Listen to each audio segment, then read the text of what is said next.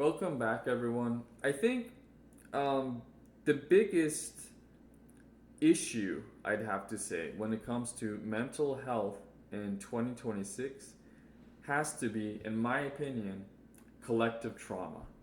I think this has to be the biggest concern right now. No debate, in my opinion, in my view. So I'm gonna have 3 episodes dedicated to this issue, and we're gonna start with the first one right now. And this is what is collective trauma.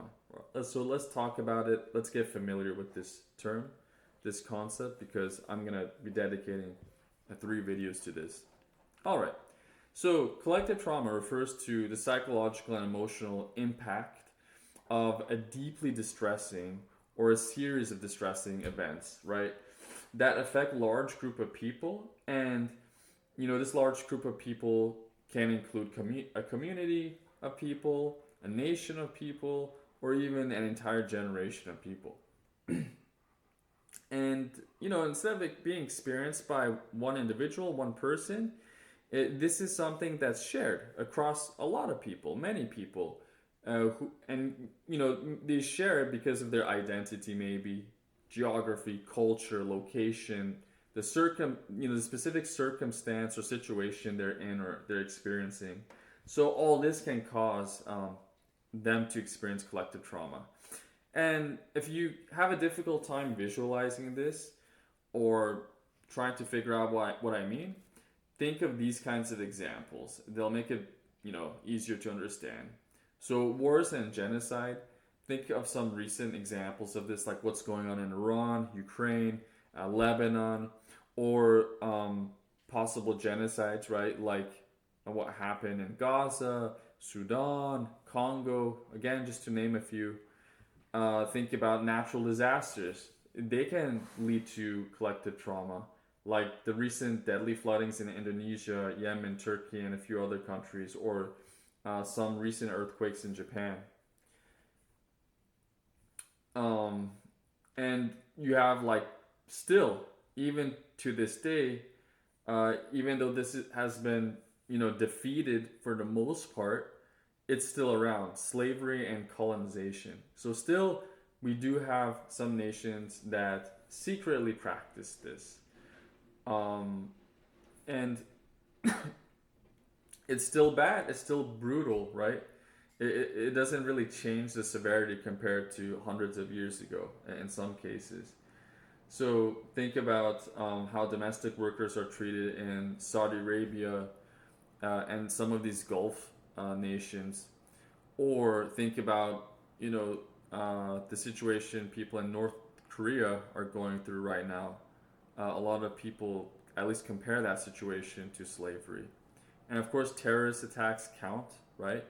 Because the people who experience terrorist attacks or the people who've observed them, right, the witnesses, they're really traumatized by this. It's an event they'll never forget. So think about what happened yesterday, last night. I think it was in Italy. A recent, you know, Moroccan worker or something. He laborer, I think. He just ran through a group of people with his car or something, and got out and stabbed a few more. It was totally random, unexpected, but it did happen, and it was a terrorist attack, regardless of the person's mental state at the time. Um, and of course, pandemics. Have you forgotten about COVID already? You know, that was something that affected pretty much everybody, not just like millions of people in one continent. It was just all over. And some people, are worried that maybe we'll relive a similar experience, a similar pandemic, if this hantavirus thing becomes one, or now I'm hearing about like Ebola or something. But I doubt it, but you never know. And think about like what makes these things collective, right? Why are they collective trauma? Because they disrupt a shared sense of safety and normal life, right? You no longer feel safe in your life. You no longer feel that you have a normal life. You feel everything's messed up. And many people who experience this collective trauma, they do share similar kind of grief, fear, loss, right? It doesn't matter what country they live in, what their religion is, what their race, ethnicity, culture, class background. It's relevant.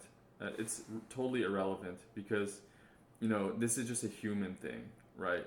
It's a human universal, and the effects, they profoundly just shape group identity, memory, behavior. They affect us in all these ways, and long term, the effects they may include widespread anxiety. So imagine, like, worldwide, everybody's anxious and depressed. Uh, you know, uh, Everybody basically experiencing mental health problems. Everybody experiences grief or mistrust. There could be cultural or generational patterns, that explain why people experience collective trauma. So think about genocide and war survivors, rape survivors, any kind of survivor. They're gonna talk to people about these negative experiences they went through. Other people, you know, they tell other people about it, and it just keeps getting passed on, and then eventually it gets passed on, sometimes generation to generation too. And of course, there are changes in our social norms and values in society. So think about where you study, where you work. You're going to have some interesting experiences related to collective trauma there. Think about how politics is affected by collective trauma. Maybe politicians shift or change their tactics. Maybe the people who vote for them, voters, they change their ideology or their political affiliations. Hey, I was, on the left or Democrat today, but now I want to switch over to the right because of X, Y, Z, or vice versa. Or maybe they're apolitical or they go independent. And think about like community relationships, right? The relationships in neighborhoods, whatnot. They're affected as well. So, in short, collective trauma is about like how large scale suffering becomes part of this shared experience, this shared story that we all tell, and it continues to influence how just many groups of people think, feel, and relate to the world. And it could be anywhere from millions to even billions, like in the case of that COVID pandemic.